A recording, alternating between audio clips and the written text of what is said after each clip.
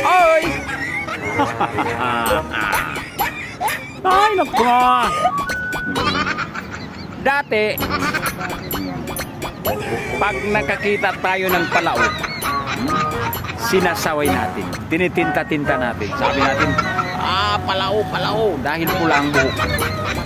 Na ngayon, yun, ang karamihan sa atin, kahit hindi tayo palao, pula na ang mga buhok natin.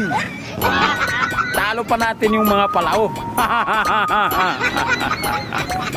Kaya kung nagtitinta tayo, yung mga tinta natin na bumabalik sa atin. Kaya kung ano ang makita natin sa kapwa natin, huwag na natin sabihin.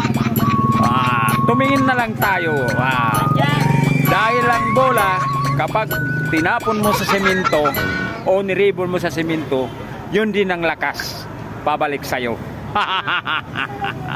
Hey, bye-bye.